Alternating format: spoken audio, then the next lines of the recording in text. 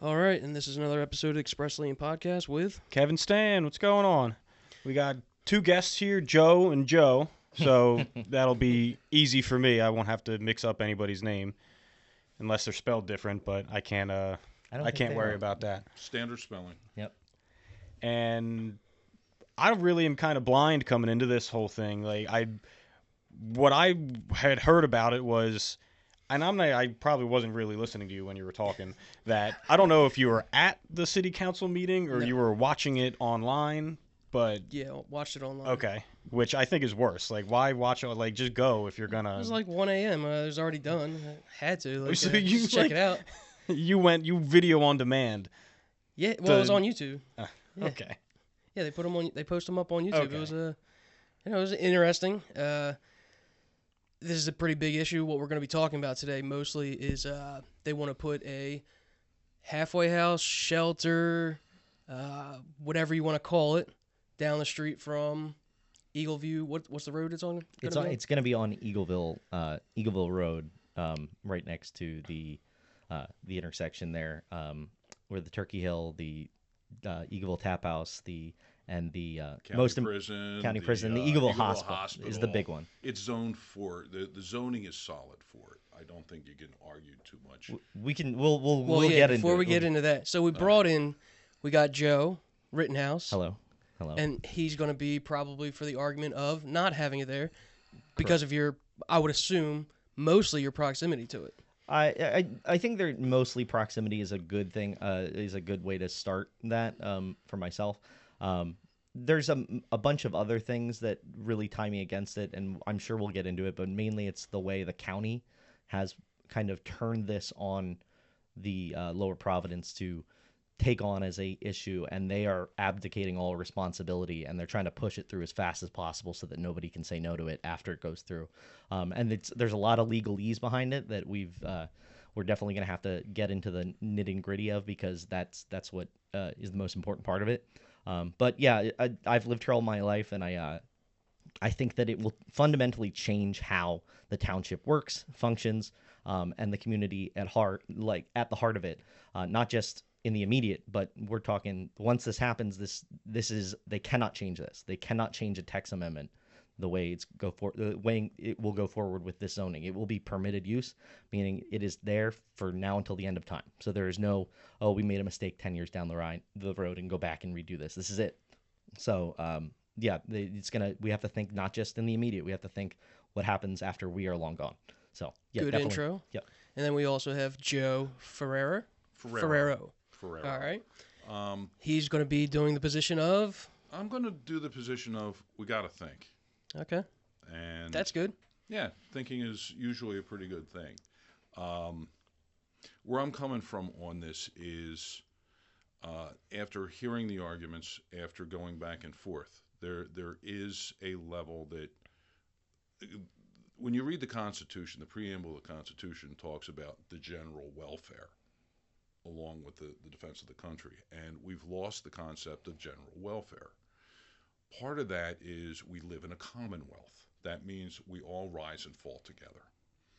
People fall, unfortunately. A lot of money was put out there for COVID, for recovery of COVID. One of the side effects of COVID and its effect on the economy is there's a lot of people who are homeless.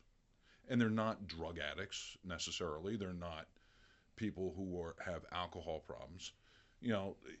They have lost their homes. And the government put strictures down during COVID. Now you got to clean it up a little bit. The fact that they're trying to do something is a good thing, but it's nowhere near enough. I've worked with outfits like the Poor People's Army. They're going to Washington this coming Monday. They're sending a bus trip down there to petition the Supreme Court against, basically criminalizing being poor, being on the street. And this is a profound issue for freedom. It's a profound issue for property rights. It's a profound issue across the board. And I don't think $2 million is a drop in the bucket for a county that has 750,000 people. We're the third largest county in the state of Pennsylvania. And it's the response to say we're going to target this into Lower Providence is foolish at best. And what we need to do is not say not in our backyard, but to say everybody's backyard gets a piece of this. There's like 62 municipalities in Montgomery County. Correct. State law, as far as development and zoning, clearly states that every legal activity has a right to be in every municipality. Okay, whether you like it or not, they can be here. And some people have said, well, RHD has threatened lawsuits coming in. If you take it back a step, they had gone to other sites inside the township, inside the area, and they're getting rejected. So now they're becoming these nomads that are looking for a place, and somebody's probably said, look, we got to put our foot down and say, look, this is allowed to be here. You got to help us find something. Who's that somebody? The company? The somebody being the local government. If the local government's going to stop them from going over where the Harley dealer was, for whatever series of reasons, whether it's because St. Teresa's is across the street, or La Petite Cherub's daycare is a little further down the street, okay, fine. But then you look at other places in the township that are zoned properly for this, and you put it on a property with the county prison, a mental health facility that's already there, that's doing the job, then that's a legitimate place to put things. So the law is saying that it has to go someplace. And it's as good a place as any in the township to do it. Unfortunately, it's right across from housing. But, at the meeting last Thursday, I think the big breakthrough was when people got up and said, we can't handle 60 beds in a county of 756,000 people. It's just going to become a magnet. We're going to draw everything in. So why not flip the state zoning law around and say, well, it has to be, every township has to have this activity permitted someplace in it. We need to go back to the county and state clearly that each of the 62 municipalities has to be part of this solution, not just Lower Providence. Instead of one very large magnet that's sitting in the middle of the county, there are 62 other smaller magnets that people can congregate to and go to. And then as we look at per capita, like you have to maybe have a minimum of 10 beds in each town, and then per capita rise that number.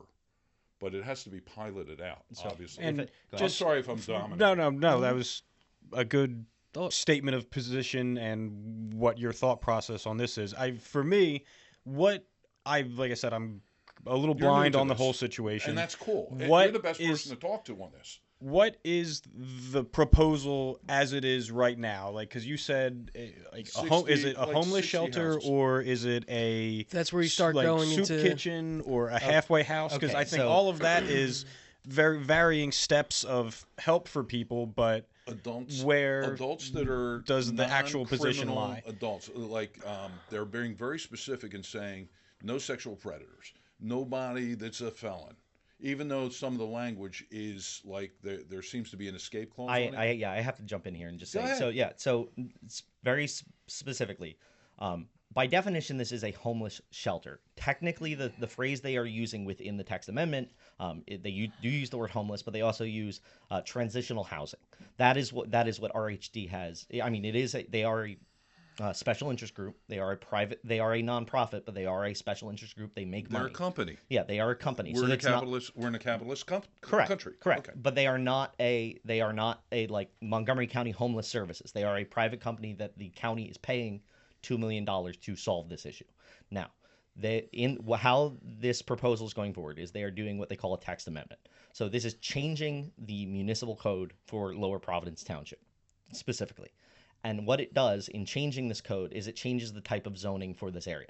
Now, the way zoning works is you have different types of zoning, whether it's industrial, residential, commercial, residential 2, all these different types of zoning, so that you can kind of guide how you want your township to be laid out and things like that. There's also these things called institutional overlay, and that is what this specific text amendment deals with.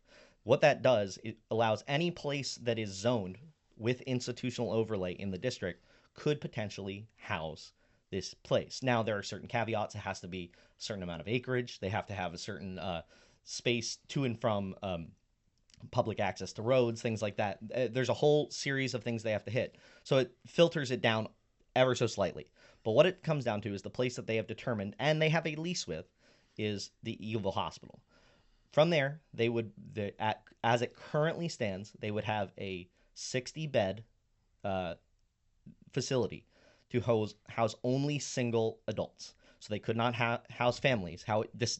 That's the claim. Now, the claim is, again, what is written and what happens is a different thing. No, I disagree with that. To project what ifs is false logic. I'm just saying, You're projecting onto them a lot of false stuff. Could we also look at That's a problem. Nothing I said was false there. That's a problem with the entire discussion. Hold on. You're saying what is written and then what is going to happen Well, could potentially. possibly. Like we're starting to get beyond where like at least from what I see is you need to. The building, I guess, has to be built. It has to get correct made and then filled, and then maybe there's overfill, and then maybe there's an encampment because there's, like you said, a magnet, and other people are trying to get there, and now there's this field next door that is people can stay there while they're waiting for a bed. All of that is maybe, like, I don't know if my logic is sound on that's gonna happen or not, but something that is unintended yet. It has to be part of the conversation. And to clarify, Joe, I wasn't projecting. But you're projecting things when you say, well, they're going to go do something else. It's written in the law. No, The people. Hold on.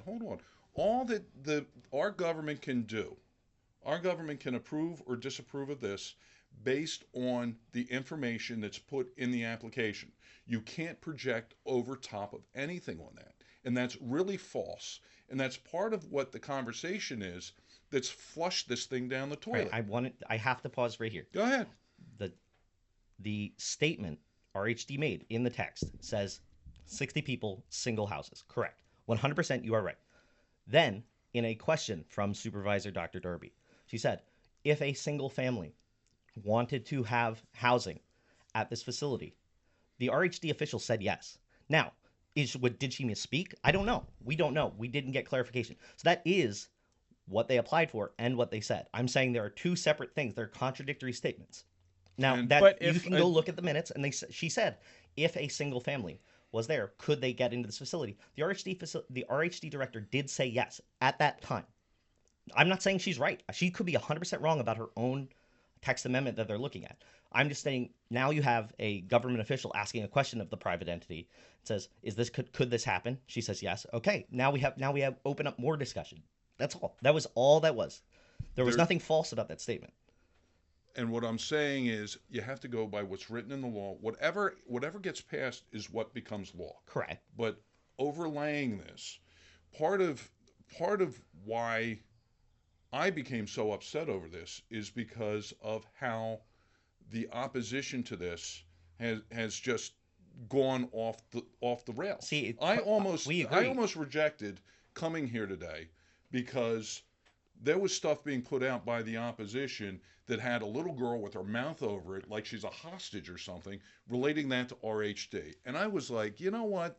This is bullshit. I mean, it's complete and total bullshit. Joe, I'm sorry. I'm very sorry too. It degrades into a township meeting that has to be stopped because someone like Kathy Askew, who knows better, tunes up the crowd to the point where they have to stop the proceedings for 15 minutes to cool everybody down. Kathy Askew has been here longer than I have, and I've been here since '89. Askew Park is named for her late husband. She is involved. She has been on the planning board. She's been zoning. She's been all around there. She was rejected from her spot on the zoning board earlier this year. But she played that crowd with black shirts like a fiddle. Don't Bullshit. Hold on. Go look You at the using tape. the term black shirts is a dog whistle, and you know It is a dog whistle. Yes, it and is. and when you come with a crowd of like 60 people with a hashtag spoiled on there, I'm sorry, the dog whistle is received. I'm hearing it. It's not that hard. Can we to take listen hold to. on. Can we Yeah, take a no. step back, just Yes. one moment, Sure. to go back to so you don't where do you I live live up compared Country to Nowhere where this near the facility is facility. going to be at? I live in Lower Providence. I'm part of this community. We get it, we And get to it. isolate other people from this, we all live in the same community. Yes, we agree, Joe. We agree. And But there's difference. you're trying But this there is game a where you difference. don't live close enough. That's bullshit. Either does Gary, either does Supervisor Charles, either does Supervisor Darby. Again, Peter, they all don't live in the same proximity to this. And the idea that proximity isn't an issue is a false claim. It Yeah, is can an we issue. I think that- I agree think that that's proximity is a big part of it? I 50%, whatever you want to go at. It's got I to be think part of the pros- conversation. but you can't exclude people who live in No, this I town. want to Nobody's include that. excluding. No, it is part of the process. I understand the proximity. That's why when zoning rules come out, I guess it's 500 feet is where the notifications have to go out. If you have an improvement that's being done on Ridge Pike, this house is within like 500 feet. If someone was doing something, I think they tried to put some kind of bar or something down the street from here. That's fine, but you got to But you're understand, like notified. 500 feet is different than 2 Correct. miles. A mile and a half. Whatever. Whatever. Yeah. But we all drive by it every day. This is a major Yeah. road, and we are all going to be affected by it. But to isolate people, to try and say that one person who doesn't live right on top of it has more value than someone who doesn't. We had the American Revolution Center. Hold on, come in Joe. here. I know we want to go off on things about the Constitution and the larger picture, but I'm trying to narrow it down to the township and this specific issue. But you So- can't isolate people from the township. You can't And zone No, the I want to township. include I mean, we can zone the township. We're talking about zoning. My thing is, again, you are in this township. I want you on my side in this fight. I want the idea that this is not Lower Providence supervisors. I think are being thrown under the bus, whether or not I agree with them or not. Will you back them? I don't back that. I want them to have my back, and I will have their back. They should be going to the county, and the county should be involved. Now, let's be clear about a few things. One, the way homelessness in Montgomery County worked for the longest time is there was a homeless shelter on the state hospital grounds. The Pennsylvania state ceded that property back to Norristown. Right. When Norristown said 5 years. You have 5 years from now that we own this property. We are vacating this property of the homeless. We're not going to have a shelter here anymore. We're not going to house it on Norristown's land. So that was a thing. Now, I'm not in proximity to that, but that affects me. So we agree that even though I'm nowhere near Norristown compared to where the state hospital is, it does affect me that the place that we did have within the county has changed. So they had 5 years to do this. They have a board with multiple minutes, and I've been trying to dig through these minutes for the past week and a half. I've been digging through everything I can, anything I can get, because they've had meetings about homelessness in Montgomery County for 5 years. Specifically, what are they going to do? What are they going to do once this ends? They have to vacate. Where are they going to go? RHD, Owen, the guy who showed up to the township, it was part of those conversations. During those conversations, not once, was Lower Providence supervisors invited to be part of this conversation. So fast forward 5 years, the time has run out. What do? RHD's solution, the company that wants to come into the township, RHD's solution was to buy tents, give them to the homeless, and say, have at it. Go, dissipate into the township. And Into the Hold on. I think that's really unfair. It because is unfair. It is unfair to both the people there and to RHD to project that onto them because But it's they're something they did. Hold on. They're a company. Yes. They're a business. When a business goes out, They don't have any more They money didn't go. to. They didn't go under though. They didn't go No, under. they don't have any more money for this project. They had a contract with the county, right? And the money ran out. No, and the facility This is maybe why left. we need headphones, because you're getting loud. I'm sorry. Thank you for. I understand you're fiery, Oh yeah. but I mean, we're all right here. I feel like I'm talking. Then you're talking to me like I talk to my mother-in-law who has the hearing aids. It's Yes, all right. I appreciate that. What I guess what it is RHD was told to vacate. That part of the contract is done. There's no more money in that bucket for that. So as a business, they did what businesses do. They closed that division, and that's it. It's not their responsibility once they fulfill a contract to do anything more than that. But do you see how that could be problematic? I understand when you're how dealing with that can be flipped out. Yeah. I totally understand that. And that's a responsibility of the guys in Norristown that they have not projected what's going on here. The problem is much larger than one facility in Norristown or a proposed facility here.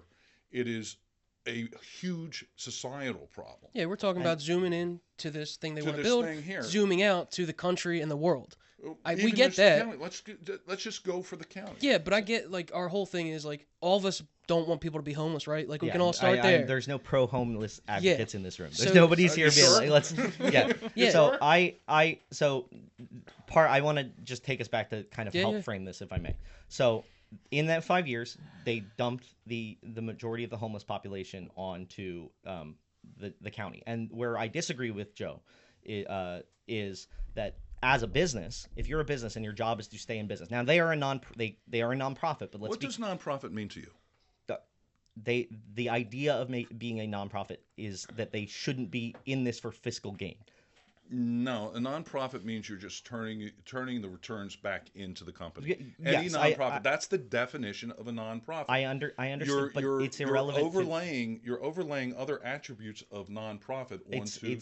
But that's kind of what does happen, though. Like, so yes, you're more of a law person. Like, it says it right there, but that sometimes reality and what happens is different than what's written down. I understand that, but we can only go by what the rules are. Well, you got to play but by also the rules. we can use. But that's what I'm our saying. reasons. So I want to be clear here. I am a very big. I like the legalese side is what I'm most interested in more than anything else. And to be clear, as a nonprofit, this is just my opinion, and maybe we look at this differently. Maybe you're more of a capitalist than I am. There you go. I probably am.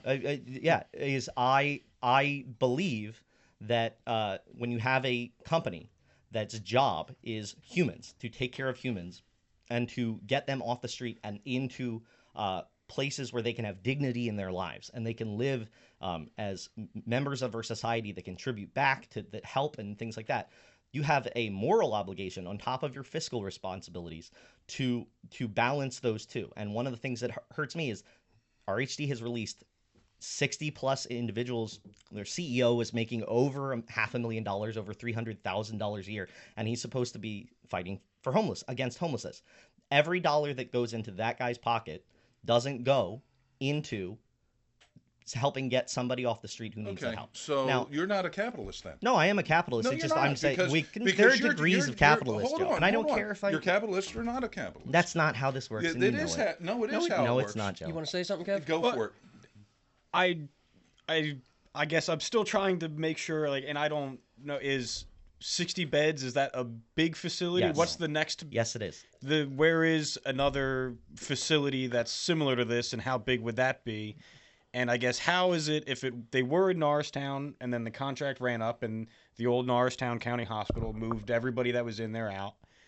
And how is it that this company RHD, did they come with the proposal to say we want to do it in Lower Providence, or did Lower Providence invite them to say we have space here I don't for think they this? were invited. No, and so yes, legally the way it works is RHD came to the township and said we would like to be heard, go into a zoning hearing to be heard about this proposal. And they've done this in other And places. And the township offered the $2 million, Well, so the was township- RHD shopping? No.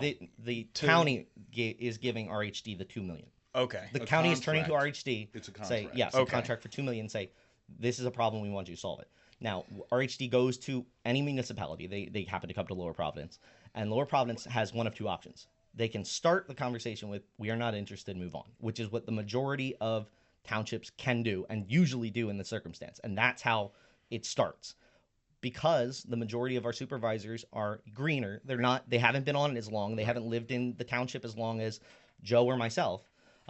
They said, sure, come on in, we'll hear your proposal. And in doing so, that opens the door to, okay, now we have to have a hearing. Now we have to have public comment. Now we have to have the legalese start when the lawyers get involved. Joe Jonas, is it Joe Jonas or Nate Jonas? Their solicitor comes in and presents and sits in the meeting as well. So that's the whole thing. Are you going to go after Jonas for driving a fancy car? Because that's part of what your group was doing. This is just Joe, so I'm not necessarily the group. I think because you're projecting onto people earning money in a business to say, hey, he earned. Joe, I'm projecting money. onto RHD. I don't. You want to categorize it's a whole. This is a whole track of attack that the opposition from the opposition. Who's the opposition? The people who are standing up. The people you're. I'm not. Representing They're today. not here right now, Joe. I'm here. I think I'm not here. What I'm saying is the rhetoric that's going on, and you fell right into it by saying, hey. This guy earns so many millions of dollars because it's a an year. issue. Hold on. Okay, if it's an issue, I'm saying that you're not acting as a capitalist. Okay, and I don't care what your opinion of what a capitalist is. I don't think you're educated on it. That's how I feel. So I'm glad that you have emotions on yes, this. and I'm you glad. Are so emotional. On yes, I agree. I am very passionate about my community. I think Okay. a debate here on levels of capitalism is a little irrelevant off, to the conversation. Off topic. No, actually, it isn't. And here's where I'm going. Part of the attack lines from the opposition are the guy who runs the show makes X number of dollars. The guy who comes in as the lawyer drives a Porsche and wears a fancy suit. Joe, do you know why that is? Hold on. Hold on a minute. Would you let me complete the You've thought? been yelling over me. Hold on. No. You, as try the to opposition to myself, you it one came at a in time and here. you came into that meeting and said, I thought It's evil. Easter was last week. Yes, you used It is a evil. moral. Okay, so It is now morally wrong. that is morally wrong. To use religion to come in and put your Bullshit. morality on people. Yes, it is. No, it is it isn't. immoral to use your religion to come in and tell people that they're compassionate it's not or my not. religion. I have no religion. Okay, great. I have But faith. you- yes, and and I if follow you this want- guy Christ as a philosophy. Okay, not great. necessarily Understood. A deity. But again, you've already said you've admitted to the dog whistles. Now you've come in and Yeah, you said you're dog whistling. You guys dog whistle very well. I really have to hand it to you. I'm right here. You're not having a conversation with anybody but myself. You don't. How you we're right present? here. Put yourself you out guys as do, a leader obviously. of this opposition. I'm not a leader. I am just a member of So this now we're opposition. dealing with Occupy, where there's no leaders. Why not? I don't. Again, you're trying to blow this up into a national conversation because you have a dislike of me or whatever. No, I'm trying I don't to talk dislike you. I have only met you in person about 30 seconds ago. 30, I know. 30 minutes ago, before we walked in on the And driveway. I understand that. But my point is, this is a narrowed issue that strictly has to do with the township. And then we start at the township, and then we move out to the Montgomery County. And that's where I want to contain this conversation. If we want to talk about who's the better capitalist, who drives the most fancy cars, all that, who's the opposition, you are a member of the community in the same way I am. Yeah. And you guys are. I'm not. So I want to be clear about that. Not me. I know. Sorry, Kev. I'm the outsider. But the point I'm trying to make here is we're getting distracted from what the conversation is. So my point here is there is a concerned group of people who has legitimate concerns about a private company coming in, sponsored with state money, state action, coming in and trying to force on a smaller township their particular business model. And whether or not you don't like the way I'm phrasing nonprofit or anything is irrelevant to what I'm saying at this moment. I'm listening to what How you're many saying people- and I'm reacting. Okay, how many homeless live in Montgomery County? I don't know that. Okay, number. the correct as of 2020, the last figure that Montgomery County has is 300 people. Okay, and that is at the start of the pandemic or after? What is the current number? So I think that's more this germane. is the most. Let's say this is the most accurate information we have at this moment. We could do another survey, take another year, and say, okay, the population has doubled or it's shrank. We don't know. The most recent number from the county is 300 individuals. Now, 300 individuals is okay. We're a county of 700,000+ people. That's 750,000. yeah, exactly. Like so that. we have that's a drop in the bucket compared to the majority. However, this facility at 60 people is closing in on a third of that population. Now let's even narrow it down even further. Let's say out of that 300 people, we're just going to take that number at face value. It could be bigger, smaller. We're just taking Just face call it value. We need a number. Yeah, Just call it X. Yeah, We'll so- play algebra. 300 people. Let's say a third of Already them lost don't me. qualify. 100 people do not qualify for this program. Now we're down to 200. Now we're approaching 50% of the county's homeless could potentially be in this facility. So the idea that it's not a big facility is false, just percentage wise. The other side of this is their lease, and once they build this building out, and once this goes in as permitted use, that's where the what ifs become reality. Because let's say the county goes to RHD, the county comes in, this is permitted use, meaning once this property is developed in any way, it's permitted. Anyone can go in and build a homeless or a transitional housing center anywhere that is zoned permitted use. If the township or the county says, hey, we have Montgomery County Correctional Facility, which is in the exact same overlay as this place. They have 40 acres there. What happens if they go to RHD and say, we're going to grant you another building to build for 300 houses? 300, they could do that, and the township would have no say on it because it's permitted as opposed to conditional use, which is what one of the major things So I'm pushing. pause that right there. That's a valid point. Fine. Do you That not is a see valid that? point. I agree Okay. with that. Okay. And the other I side, agree with conditional zoning. I agree with the specific zonings of it. But I also think that those are discussions right now that may be premature because I think the township has to get their act together Correct. to go after not only the county. Now, you mentioned it's state money. Have you got what has been the reaction of Joe Webster and Katie Muth? they both. So I know I cannot speak to Katie Muth. Why not? She's human. No, I can't speak because I haven't spoken to her yet. I can't speak to her. So statement. you haven't taken you haven't taken all your avenues of support that are possible. Again, it's I am one person and I'm in this room and I have done again, as somebody who's working on collective action, we're trying to get multiple people involved to do different things. Right now, obviously there's a march coming up today. I am not involved in that march. I don't know how it's the organized, I'm just part Was of there it. a I'm going to permit show. for that? Did they get a permit? Yes, they for got a that? permit for that. Okay. Okay. I would So never there- be part of a march. But there are different people doing different things. One of them was contacting Joe Webster's office and Katie Muth's office. I can't speak to what Katie Muth said because I haven't heard her comment. Joe Webster has refused to comment on the issue entirely. Now, why is a whole nother can of worms because we can go into political donations, especially Friends of Joe Webster, the PAC that elects Joe Webster, is one of the biggest donors in Lower Providence. So Joe Webster gave to Sarah Charles, who was sitting on the board, gave to Dr. Darby, gave to the other members of the supervisors. So I'd love to go down the road with you. Because, But that's a whole first, nother issue. I would like to say, where do we stand on government? Do you guys trust government, No, never. Joe? Trust isn't the right word. Do you have like a high margin of faith in the government doing the right thing? Because It depends who's in the government. Remember, Well, these they're all are people. Take it. All right.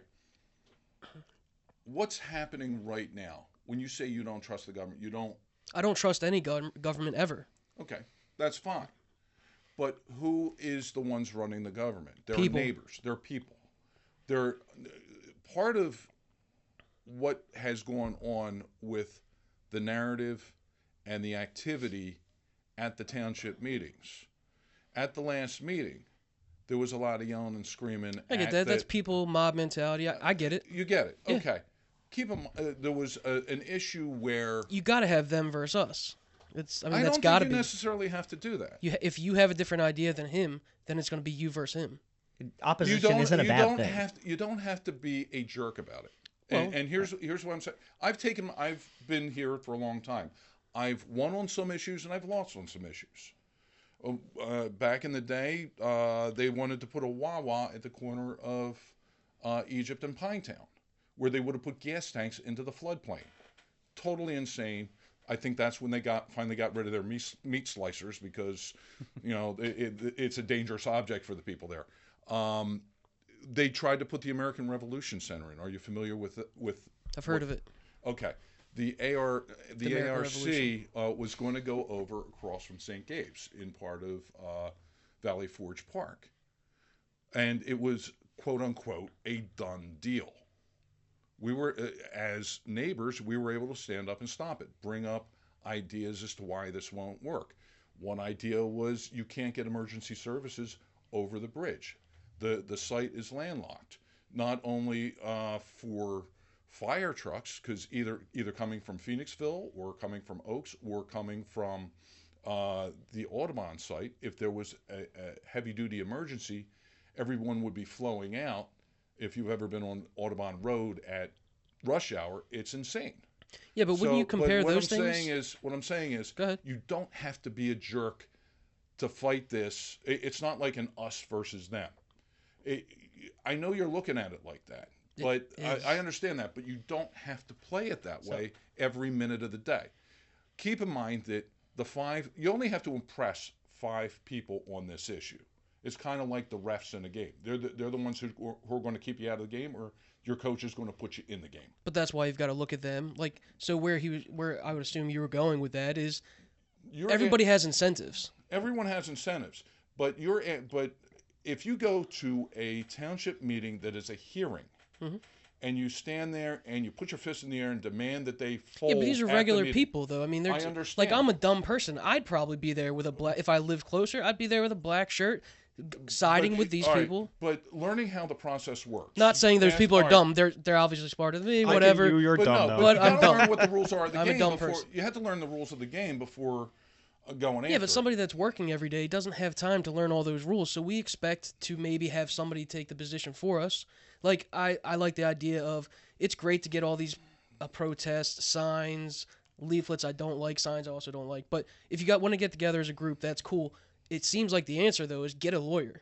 Fight a lawyer That's with a one of the lawyer. points I was going to make, and I think I made that on Facebook, that a lot of the people who were at that public hearing did not look to find professional help before walking in there, because they would know. Which kind of goes against it, though, because we're the people, but you do have to fight a All right, lawyer with a let's lawyer. divide it out on process. Go ahead.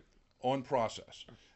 They can't make a decision on public hearing. The purpose of a public hearing is for the public officials to absorb what is being said by the public. If they made a decision at that point, at that meeting, that would be a very easy way for RHD to win the case, because they could go into court and say that they were biased, they didn't have all the information. And yes, it is. No, I'm listening, Joe. I'm not. Okay. I wasn't shaking my head at you. Oh, okay. The lawyers for RHD could then walk into court and say they were pre-biased. They didn't get all the information out about the project, about what we're about, and they made a premature decision. And the relief for that is to grant us whatever waivers, grant us whatever we want to have. But going into a meeting that's a public meeting, and I think Paul McFarland clearly put the ground rules out. Peter McFarland clearly put the ground rules out at the beginning of the meeting as to what this was, why we have to do it, and everything else. And it was summarily ignored by the crowd. And the play, it was just out of control. Yeah, I almost feel it's just the frustration of thinking that the people would have your back. It's a kabuki theater, unfortunately. A lot of these meetings are kabuki theater. You know who's going to go up. You know who's going to say what. You know how this is going to play out.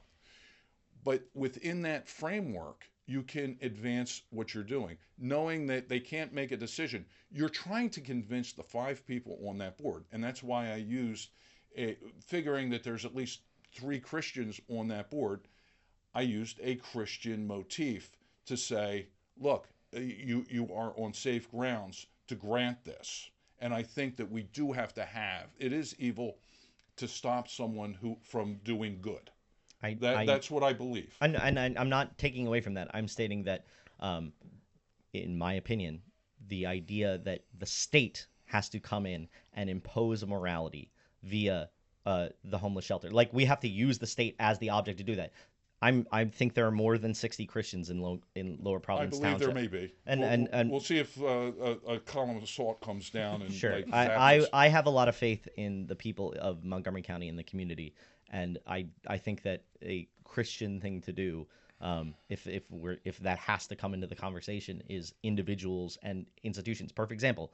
Ted Mingle, who's the pastor for Lower Providence Presbyterian Church, got up and spoke. I'm a member of that church. We disagree on this issue. He married me. He's my pastor. We disagree on what this means. However, I trust the institution of Lower Providence Presbyterian Church to do more good for the homeless within our community than I do the state with taxpayer dollars coming in to do something and turning that taxpayer dollars into private enterprise going to RHD. So I fundamentally disagree with that because these are functions the government needs to do. There's contracts let out for everything. We have, over the past 48 hours, I guess Congress just appropriated billions of dollars to go overseas for weaponry. We contract with Raytheon. We contract with Martin Marietta. I don't like them either. I don't like them either, but that is the reality of the situation.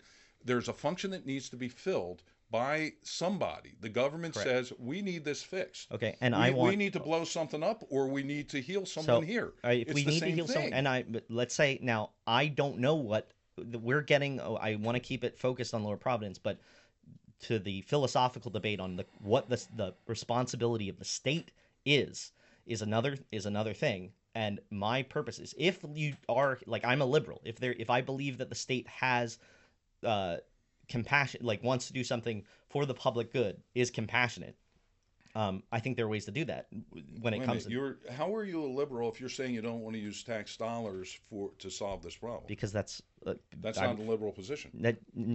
By the American definition of liberal, what American definition of liberal are we talking about, please? Like, the idea that I believe that the government should be constrained by the people. I believe in limited government. I believe that the concept of that the government has a use. Terms. No, I'm very, very correct in my terms. Okay. So as a liberal, I believe that there is a belief that the state. Would other people in your life consider you a liberal? Again, you're using you're using the American definition of the word liberal. It wouldn't matter if other people think he's a liberal. No, it doesn't. It's irrelevant to the conversation. But I think it is. You're self-identifying, and would someone stand up and testify that, hey, Joe's a liberal? Correct. I think the majority of people who know me would. I think what you're trying to get at is that it's not the government's responsibility to house people and put on the project. You said, like, you think your church group would do a better job serving some of these homeless people than the state and could. They already do work with RHD, for the record. Like that. That's more of a conservative viewpoint, though. Again, American definition. What I'm thinking is, maybe if you can take things out of bureaucrats' hands, it can get streamlined into something. But you're asking people, like, if you were to just walk door to door and say, hey, if there's 300 homeless people in the county and how many people have an extra bedroom? Would you house it? Would you house someone? There's a million things you can do. But I think a lot of the people you ask, I don't think I want that to be, like, maybe not in my house, but yes, these people should be taken care of. At a certain point, you have to look to the government, someone to say, we have to, like, this is a problem. No one is personally taking it on. So to get the problem solved, here is an entity or here is something to get that taken care of. You're walking into Adam Smith now, if we want to go philosophical. Adam Smith, The Wealth of Nations, goes into some of this stuff. So, but I wanted to go to Joe's point about, like, what we can do or what we should do. And one of the things we talked about was the county's responsibility. There are 62 municipalities within Montgomery County. They had 5 years to look at this. They haven't had a conversation with anybody until 8 months ago when they put out this application here in Lower Providence. They also, because this text amendment will change county property, the Montgomery County Prison, they are required to send hey, how will this affect the county? How will this text amendment change the county? They failed on that. That lapsed weeks ago. They were supposed to send that report to Lower Providence, and we haven't received it. So that alone could be a fatal flaw. And I wanted to say that what we do going forward needs to be in conjunction with the county. We cannot. Lower Providence has stepped up. We have the Montgomery County Correctional Facility. We have Eagleville Hospital. Eagleville Hospital is a drug rehabilitation center, and as somebody who has had addicts in their lives, who has struggled with substance abuse and other things, it is an amazing job that what we do here in Lower Providence. On top of that, it's one of the only facilities in Montgomery, one of the only, that outside of Philadelphia that houses some psychiatric patients, people who are court mandated to come in and seek help. So the idea that Lower Providence is not compassionate or hasn't taken this on is something I draw from the people who are pro this. I say that's silly. We are one of the most loving, caring, compassionate communities we could have. The question is, At what point have you tipped that glass over? At what point have you filled the glass to the brim? Are we there? Will 60 people overflow that glass, and then will that lead to encampments? Will that lead to other things? Those are questions that have to be asked. Whether or not, like Joe had said in opposition, like the people who are against it, whether or not that's scare tactics or other thing, sure, we can have that conversation, but forcing this vote on May 2nd, going into this and saying we have to solve this by May 2nd is a bad idea. That's what I don't understand. That's why you're such a hard line. I'm just like, okay, if there's so much opposition, what you could say is like, okay, look, I see there's a lot of people that don't like this. Let's solve the problem another way. Exactly. So I don't understand why there's such a hard line on let's force this through, especially if you've got such opposition against it. Come May 2nd, if there is no pro or against vote, what happens? If the time lapses, if nothing can be agreed upon by then. So there's three things they could do. One is the one that I think is least likely at this moment, is them to push it back further. It's what I want them to do. It's what I think would be the best interest of everyone in Montgomery County and Lower Providence, is to push this back further, to say, hey, we need to hear from the county. Hey, we need to get studies done. We need to bring people in, and it's going to cost money and it's going to be time, but we need to take the time to do this. That's what I want. If we may find that 60 people at this facility is too much and we can only handle 10 or 20, maybe that's what we find. But we don't have any of that information. So you open the problem is once you open the door, you can't close it.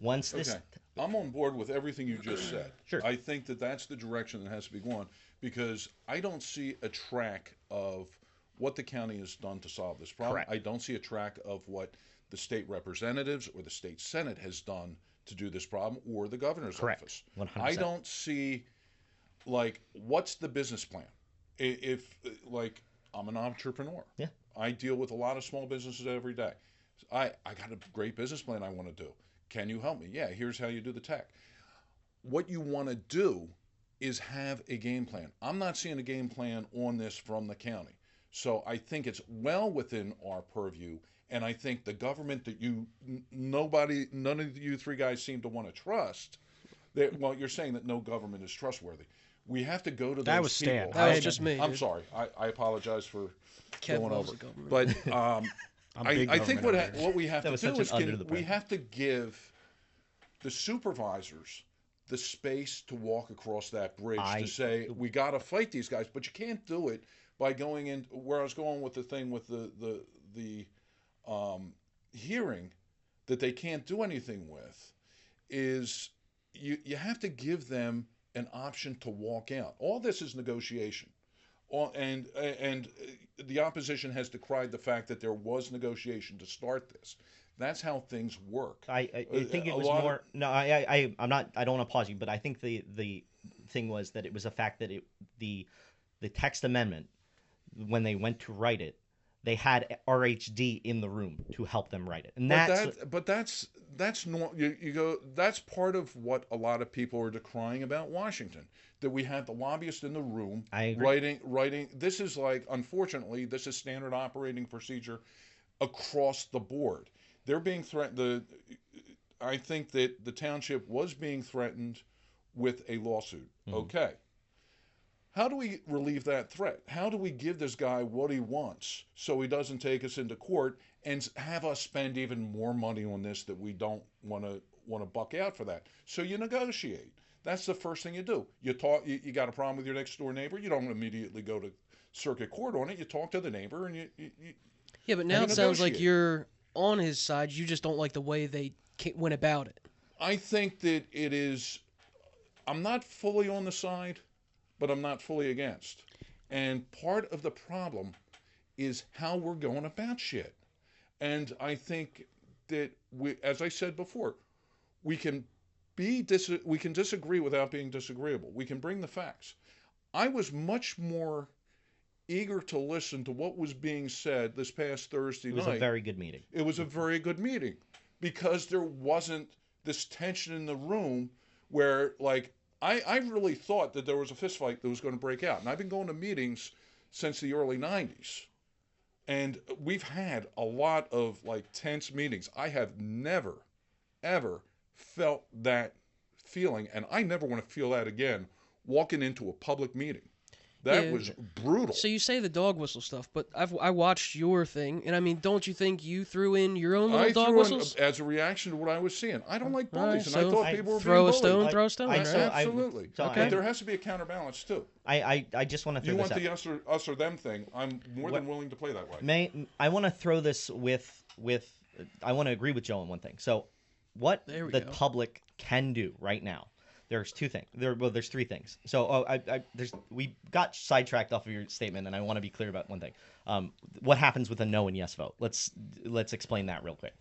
What I want them to do is extend the vote. If they vote no, great. Now the question is, does RHD come back and follow through with their lawsuit? I am of the opinion that they probably will not. Now, that's to be seen. That's a whole nother. They probably will not, or if they do, it will not last long because RHD has a problem they need to solve now. They need to solve this. They cannot afford. They I was genuinely going to say cannot. they don't have infinite resources, right? They can't afford this county money and the money they're doing. RHD needs to. They need to put people in. Would beds. they lose the contract if time lapses on this? It wouldn't be a matter of lose their contract. It'd be they are losing money hand over fist if they vote no and decide to pursue this, and it goes on for years and years. Because we're talking 3 to 5 years of legal battles after that. If they vote yes, that's the other side of this. If they vote yes, there's a small period of time frame where residents can actually sue back, and that would again be another 2 to 3 years of them fighting. Now, how much resources the town has, I can't comment on. I will say that I'll say it here. Attorney has been contacted. There are people and conversations happening. What happens from there? That is all I can say on that. If they do vote yes, because of the way the text amendment is written now, it will go in as permitted use. And that is the difference between conditional use. Conditional use, the township can say, okay, we need to have this many beds. This is the amount of oversight. You have to have 4 security guards. You have to do this. The township can set standards that RHD has to hit. Once it goes in its permitted use, then anyone or anything that owns property under that overlay could do this. Now, it could be the county could come in and set up on that 40 acres of Montgomery County Correctional Facility. They could set up their own homeless shelter and then give it to RHD. They could do that. The other thing is you have a private company in Audubon Land Development, which is also zoned in institutional overlay. And let's say, I'm not saying they ever would. I am connected with the company. I know my parent. The universe of Shenandoah. Yes, yeah, no, yes. in Shenandoah. So my The walled city. yes. So the Shenandoah is one of the largest retirement communities in Montgomery County. Mark And- Wahlberg's uncle. But one of the parts of that is And it you is might also notice, What's the that? Captain Kangaroo was in there. yes he was. Captain Noah too. So there was a this area of Montgomery County, or this area where Shenandoah is also zoned exactly the same way and has the same amount of resources and space. Now, Audubon Land Development will never, I can't speak for them, they're a private company, will never sell that land and do that. But we have to look not just this year, next year, 10 years, 30 years. What happens when the economy tanks? Or Audubon Land Development decides, we're going to sell Shenandoah to a higher bidder, take that money and go down to move to Florida. That person gets in there and goes, you know what? We can get a bunch of government money by building a homeless shelter adjacent to the retirement home. We can build this homeless shelter for 200 beds, and we'll take that government money. It'll be in the middle of Ridge Pike. So, Egypt Road. Egypt Road, sorry. So that's something to consider, is once this goes in as permitted use, that is a huge change. So off the bat, I'm asking the Board of Supervisors, they have to go back on this and look at this and say, why was this written as permitted use versus conditional use? My belief is that the county knows that this area around the prison they own. If they can get this as a permitted use, it's free range. The county commissioners can come in and go, we're going to solve the homelessness problem by throwing everyone at this property that we now have permitted use, and we can't do anything about it. That's my opinion only. Other people say differently. The other side of this is, if we, let's say we do get conditional use, we get them to say, you can only have 20 beds. Right now it's set for 60 with 2 staff members. So there'll be 2 people in charge of 60 people. And I guess some of my questions on the proposal is if it's on the Montgomery County, the land by The hospital. and the prison, that's like, I mean, Appropriate you could use. walk through it, but it's to drive there, it's gated. So, and I think the land is patrolled. They don't let people just wandering through there. Like, is that taken into part of the proposal where it's like they would enforce no encampments around there, or is there going to be a check-in and check-out system of So we don't know. the That's- facility? Like, I Right. guess that part of my thought process into yay or nay on it would be part of that is like, is it free range to come and go as you please? And There's a level of, we talk about freedom, right? Freedom of movement. That's part of in the Constitution. These people, if someone's homeless and they're trying to get a job, they have to get out of there. They have to walk down the street. I think a good idea. but I'm not would saying be, like not like prison locked up, but just to say but like some of the people want that at these meetings. They're like, Well, let's that- lock but this that- down. that They- zooms they out should to- they should be able to leave. I just think it's okay. You're checking in the bed. If you're not Yeah. back here by 3:00, now it is considered an open So bed a lot or of- something along Well, those I don't. lines. I don't think that they're playing it that way. I think they're looking at it like, all right, we got you for the month. Let's see if you can get you a job. Let's work on your resume. Okay. Let you get out in the field and get you a job, and then get you stabilized enough so you get housing someplace else. So I think that's where they're going. Whether that person is recovering from, whether it's alcohol or drug addiction, or they've just been left homeless someplace. I think that's what the game plan is. Yeah. So I'm going to defend RHD for a little moment. And so their plan is this would be transitional housing for 60 individuals, single individuals, and the goal is they have 60 to 90 days. They can come in. They will work on getting their resume up. They will work on doing whatever they can to get them stable, finding secure housing. That is on paper. That's the game plan. Removing all the externalities, removing everything offsite, everything else. That is their plan. What happens as a result of that after the fact? That's where we get into the what ifs, the whys. What are the specifics? They can come and go as they please. So they do have a 10 p.m. Curfew, but they actually can come back. It's not like they shut the doors and lock them. They can come back, but they're supposed to be back by 10 p.m. on weekdays and at 12 p.m. at midnight. Now, this is just my personal opinion too. I love the work we do at Eagleville Hospital with recovering addicts, with people who have substance abuse disorder. And I worry from a place in my heart that having a place where people can come in and out. We already deal with people throwing tennis balls laced with drugs into Eagleville Hospital. That is something that I will stand on. I know for a fact, I have firsthand account. That's how they get drugs into the facility for people who are recovering.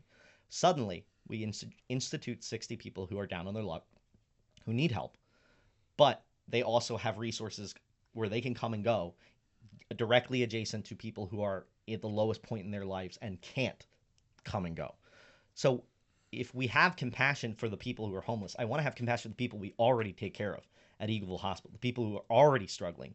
And I don't want to put a burden on them that will challenge their sobriety, or put them in a situation where no one actually can, all they do is rotate from the hospital to the homeless shelter and then back to the home. Like, I don't want this to become a perfect. I'm trying to understand this line of thought. Sure. So you're saying that if someone has free reign to come back and forth, you're accusing someone who may be in this shelter No, you're of saying dealing that with No, drugs? I'm saying that this is I'm not accusing anyone of anything. But I'm- you're saying you're putting the what if out there. What Well, if someone is bringing drugs into there? Whether we're leaving the tennis ball. I'm saying what if that question has to be asked because we don't have a statement from RHD. What do they do when they catch somebody within their facility who's bringing drugs? We don't have a statement on what that looks like. Are they out immediately? Are they subject to a penalty? Where they can't stay for a certain amount of time and then they're allowed back in? We don't know. We don't have those answers. So the questions have to be asked solely. So those are internal policies you're asking that should already exist within an RHD system. And they haven't answered them. That's my point. Could it be that they don't feel that they want to answer you because you're going to use that to bludgeon them? If I feel that they failed in some capacity, they're taking taxpayer money. If I feel that they failed at something in their duties to help these people, I want to hold them accountable. Again, they under their watch, under RHD, people have lost their lives. You're treating the people who are trying to solve the problem as the enemy. I want to know if they're the best person to solve the problem. When It's not enemy. It's accountability. I don't think no. that's what it, it's that's accountability. What it really feels. That's what it really feels. I like. understand what it And feels I'm willing like. I'm willing to give a little more leeway to the outfit because there are enough places where it looks like they're doing good. Someone posted up a thing about their Google ratings, and one of their facilities had a 3-point rating. And I went through the ratings, and they had a bunch of 5.0s, and then they got a bunch of one-star ratings because people in the neighborhood received a mailer from them. And that drove the number down. Well, I'm like, what are we dealing with here? I mean, again. But that's an example of the fortification arguments that are being used against this. And I don't think that they're necessarily fair. And I'm not saying they're fair or unfair. I'm just stating that for me in this room, the idea their Google reviews are irrelevant. It's what I know about them as a company. I know that they've laid off a huge percentage of their staff because they stopped getting county money. I know that they're, like I said, you may think it's an oppositional thing. I know that in my opinion, the money going towards the upper end is the top heavy side of it means that they're helping less people on the bottom side, the people who need the help, the homeless people. I don't want somebody to be getting a contract who I feel is they're the CEO on paper and they're spending the majority of their time down in Maui, and then well, if they have an 85% charity rating, that 85% of the money that's going into them is being turned back into the process. Is that a good enough rating or not? I don't know. I don't. Depend 85%. Like basically, how much you raise goes back into the project. Does that count for people's salary?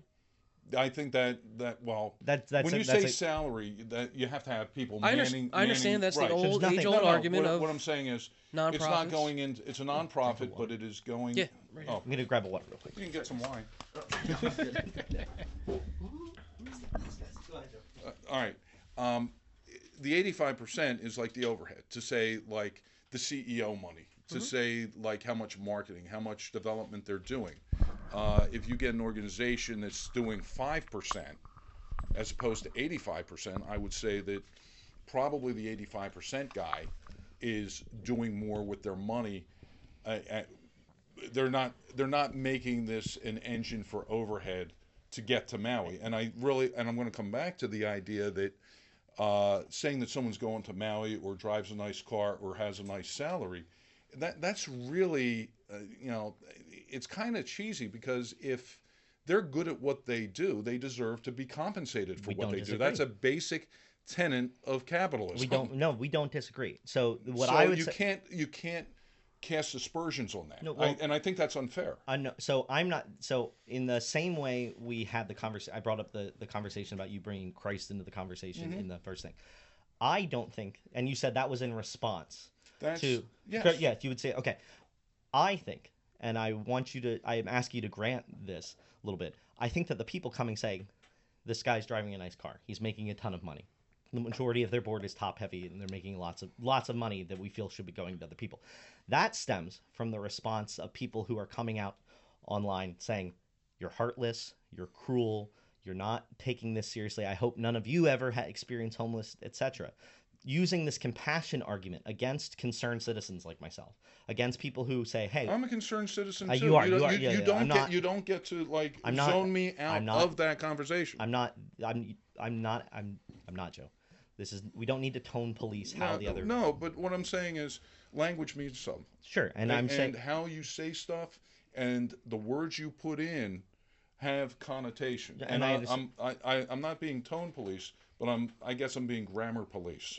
And we're all on the same page. We want what's right here, and we want to affect the most people as possible positively. Yes, and now my point being, you're not excluded from this. I'm saying me as a concerned citizen, people who are concerned citizens, when they have people using the vice of charity, using the vice of compassion, as a bludgeon against their neighbors to be like, you don't care enough, you don't do this. That's where you get a response to be like, well, if I don't care enough, what does it say about the person who's making a ton of money off of this? That's so in the same way your comment about Christ was a response to how you thought people are saying. I'm saying the criticism of RHD and their CEO and the structure in which they make money is a response to people saying, well, if you're not compassionate, is But RHD as compassionate? that's the reality of charity and nonprofit do-gooders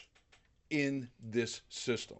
And I You have a contract, you got to fill the contract. There's overhead. There's people who are good at it. You get to pay someone who's good at their job. I guess if RHD functioned exactly like they do right now, but the CEO only made $50,000 a year, would that change your thought process on how any of this is affected? I mean, personally, if it were up to me, I disagree with the argument that like just because he makes money, it's not an issue. Again, I say it's a response to the idea of compassion. I would love for the value system in our country or the value system within the township to be the president of RHD makes $1 billion a year because he's so good at curing homelessness. I would love that to be the case. My point is we have an issue where currently they don't operate the way that we wish them to. And with this text amendment, we wouldn't even be able to hold them accountable if this goes through. So yes, would it be amazing for him to make $1 billion a year because he's the best person at solving homelessness? Absolutely, I would support it. I want him to succeed. No, I want Those that. are tax dollars going in there. I'll take the $1 billion going to going to the bombs right now, and I'll give it to him, and we can solve homeless. No, I love this idea. No, I'm being serious. Like, wouldn't if our society wants to put a emphasis on solving things like homelessness and stuff like that, and someone can do it successfully, be the Elon Musk of homelessness, they should make $1 billion. I don't care about that. But the problem is when you have a side or you have a group that says, because you don't want this in your community, because you're worried about the adverse effects, because you're worried about, we can talk about the statistics, we can talk about what's relevant as far as crime versus property values versus everything. There's a billion things we can talk about. That's the weeds kind of stuff. Yes, We're in the weeds, but we're in the weeds. I'm sorry. But right no, now, that's the important stuff because that narrows it in. Part of the all right, the system that we have is formed with certain goals in mind. I'm going to propose using the system as it's built to achieve the goals that you want. Okay. Don't go outside of it. Now, what we have right now, when you go to a public hearing, that is designed to be the elected stakeholders' opportunity to take input. Correct. Okay. You have to allow them to absorb what's there, Right, what your feelings are, where you're going, and this is all negotiation right now.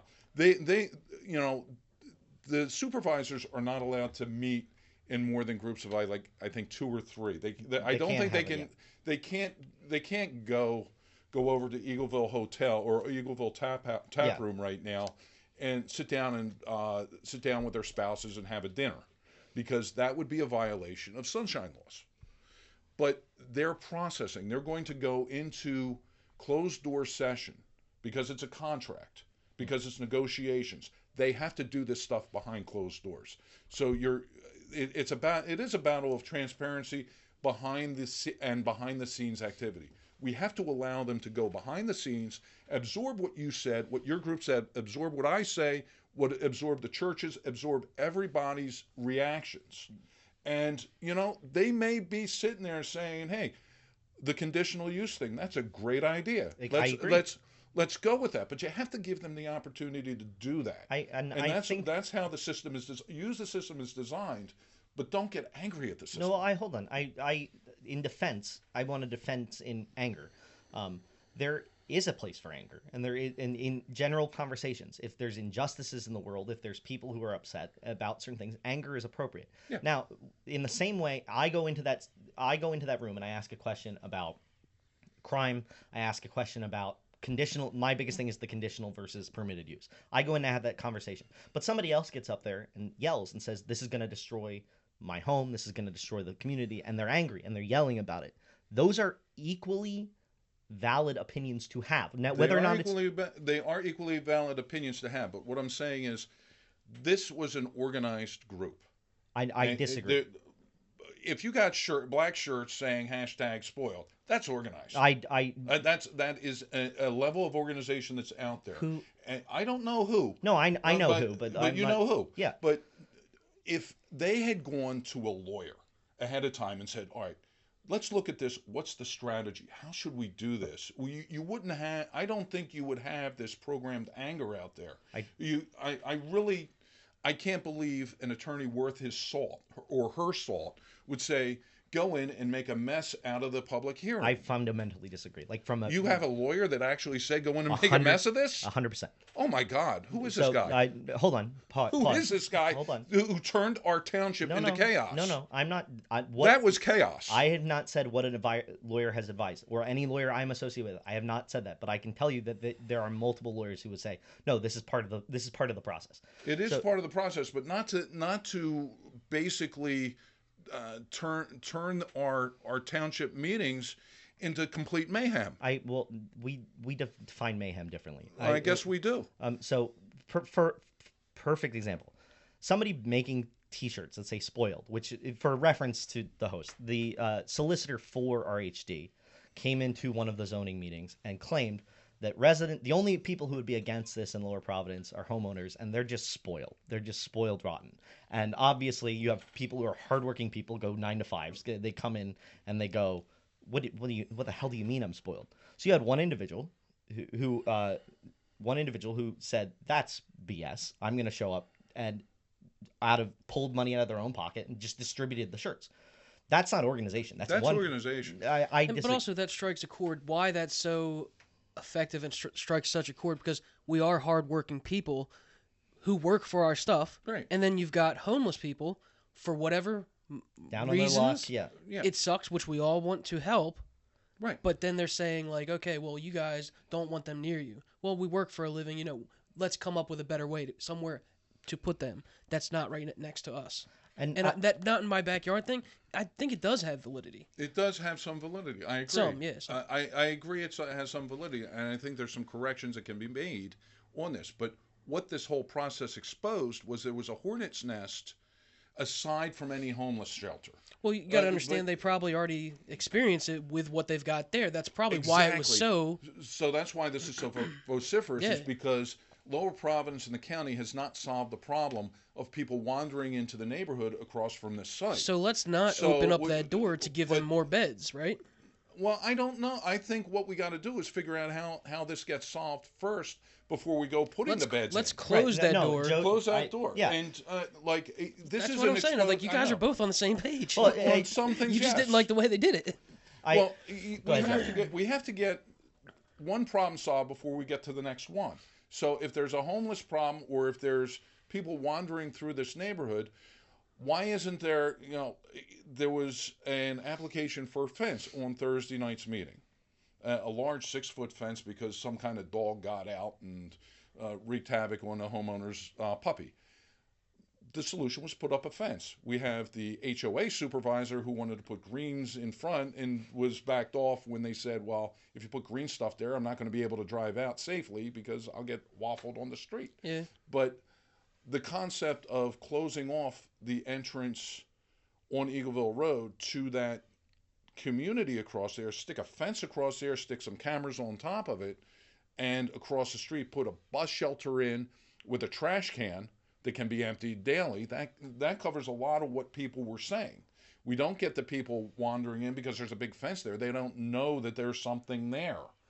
And then they can just move on from there. So hide the neighborhood in plain sight, and then that becomes a quality of life issue. Mm-hmm. They're going to have to walk down Eagleville Road and get waffled by a truck walking down the street. So we'll have, outlines on the street. We can use outlines on the street as warnings, don't walk here. To Joe's point, and I about that there are two solutions to this. One is the one like you said, is a legal one. We get a lawyer, go, and like I've already said, that's an avenue. It's being explored. That's all that I have to say about that. There is a political solution to this as well, and that is part of this. And that is, I think, where we're disagreeing is there is a political solution that does involve anger, righteous anger, mixed with fact finding and being important and stuff like that. I don't agree with every person who gets up to the mic and says stuff. I also think that again, it's 5 people. There are 5 people who have to be convinced of this. There's different ways to go after people. There's vinegar and honey. I've in the past I've been a big fan of vinegar, and I've become more of a fan of honey as I've gotten older. Well, take the bottle when you leave, and we'll there you go go. from there.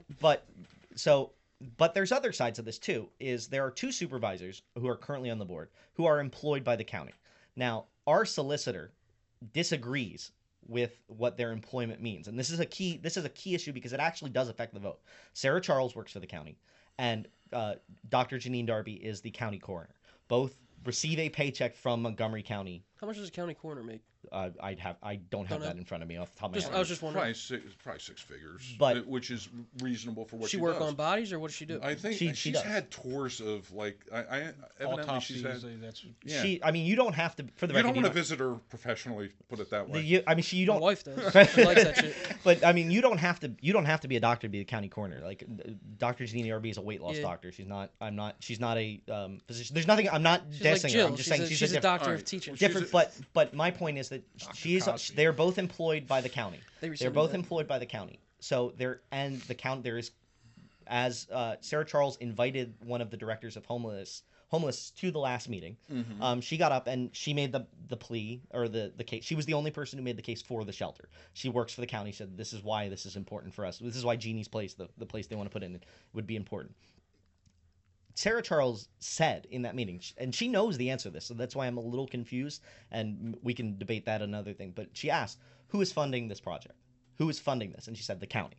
So now you have 2 people in the county who are getting paychecks, and their other position as township supervisor is going to be receiving money from the county that will be going into the township. There is within the Pennsylvania Township supervisor manual that goes out when you get elected as township supervisor. You get this township manual. I wish I had it on. You know what? Give me 2 seconds. This is genuinely key and something that I think that does we cannot. Will be important. I mean that I beg Dr. Janine Darby and Sarah Charles. I beg you to please read the handbook and look at this specific statement. This is contained within the township manual, and the reason it's relevant is because during the meeting, Gary Knight, Supervisor Knight, wanted to abstain from a vote. That because he's like, hey, I live right near this. It's not right for me to vote on this, even though they're all going to vote yes. He's like, I'm not going to vote on it. The solicitor said, you have to vote. You have to vote on this. Legally, you have to vote. Otherwise, we put you down as a no. And Gary said, well, then just put me down as a no. Now, On that point, I think we need a better solicitor. 100%. Because anybody can abstain from anything at any time. Absolutely. If you don't have an opinion on it, he's recusing himself. Part of the idea of recusal, way back in the day, we had a situation where a supervisor's brother was the auditor, and he didn't reveal that he was the auditor for the township. And, That's weird. Government. but what I'm saying is, this is like back in the 90s. Keep that up. I want to clip this part to Darby and Christine or whatever. But this is back in the 90s, and the rules. I don't know if the rules for recusing yourself are any different, but you have to reveal any interest that you have. Because correct. And I think that's what they said at the beginning of the meeting, right? you have to reveal who it is that's paying you. But then you come into the definition of. But we does elected. it really But hold affect on a me? minute. We elected Darby. And did we elect the other person? No. So she was the appointed person to take over for Coles. Yes, I'm going to apologize to the supervisor. I do not know your name. I haven't. She's brand new, so if you see this, I apologize. I don't know your name off the top of my head. But we elected Janine Darby not only to township supervisor, but the county has sought the wisdom of making her the coroner. Correct. That was done with an election, and that's the highest authority that you can get. Yep. Because they're not appointed. She stood for election, and she's there. Mm-hmm. So I don't think you can really. I don't think it's fair to cast aspersions on the fact that she works for the county as well. I think that's honestly, I think it's kind of a cheap shot. No, I want to be. I'm not. I'm saying that she works for the county, and that is a conflict of interest. I'm not sa- just I'm no not, dispersion. I'm saying it's not a conflict of interest because she's not doing autopsies on the homeless people that are going to be over in Lower Well, no, Providence. it's not about It's the autopsies of the where homeless. the But I money mean, comes she from, I'm hypothetically, assuming. She would be. I don't think she has to do autopsies at all. For the record, I know. But she doesn't have to comment on that stuff. No, she doesn't. But I'm saying is if let's say I'm this is a wild scenario. Let's say we're going to build the county coroner's office right in this exact same spot, this thing, and Janine Darby is the supervisor who, and this affects her elected position. Regardless of anything, she should recuse herself. That's a case You- where, yes, and I so- agree with that. Okay, but Because- she's also but should a tip staff who works in the courthouse be subject to the same stricture of saying you can't vote on stuff because the county's involved? I'm solely talking about township supervisors. I'm and- talking township supervisor. We elect a tip staff who works at the county office or in the county courthouse. Mm-hmm. And the tip staff is someone who works like with the bailiffs and Good, everybody because Kev else. was lost. That's what I saw that in your eyes. So I apologize for using an out term. We have someone who works for the county, draws a paycheck from the county. Should they also not be allowed to vote on things because the county's involved in something? I think depending on in this particular where there's county money coming into the township where they're supervisors. Yeah, I do think that. I have to disagree with that because she's been elected to those offices, and I think it's an even stronger argument that she should be allowed to vote on these things because she has been approved by large populations at the ballot So box. maybe next time an election comes up, we Yeah. think about these consequences, and maybe we shouldn't have the same person doing 2-3 Well, different I mean, jobs. for the record- that's certainly an issue. For the record, this has been brought up, and it's part. I cannot speak to what a lawyer has told me, and I am not speaking to what any attorney has mentioned or is bringing up. Within Pennsylvania code, she might not actually be legally allowed to hold both positions at the same time. As the second municipality code. Then maybe That's another road we go down. If you want to challenge that, I'm sure there's a court down in Norristown that would love to hear from you. I agree, there is. But I wanted to go back to this township, this specific thing, because this is important to both the supervisors, and I want to bring this up. Within the code, specifically, this is from March 18th. I think this is page 7 of the code. And this is what the township supervisors should be doing when it comes to voting. Township supervisors have a duty to participate and vote in meetings of the Board of Supervisors. However, in those situations where there is a strong appearance of conflict, but not an actual legal conflict of interest, the affected township supervisor should carefully weigh the impact of appearance of conflict of interest when determining whether or not to vote no, yes, or abstain. The appearance of honesty and impartiality is just as important to fulfilling the legal requirements. So, whether or not we agree, If she worked in the planning department or if she worked for county zoning, then I think you're on target. That blast takes.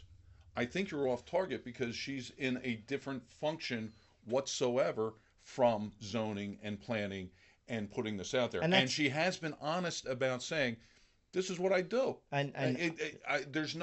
don't see that there's a conflict of interest there. And again, because her salary is set by law.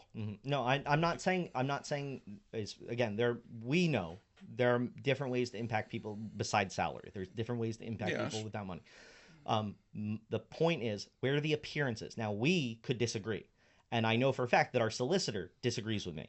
Our solicitor disagrees and says there is no conflict of interest between both of these supervisors.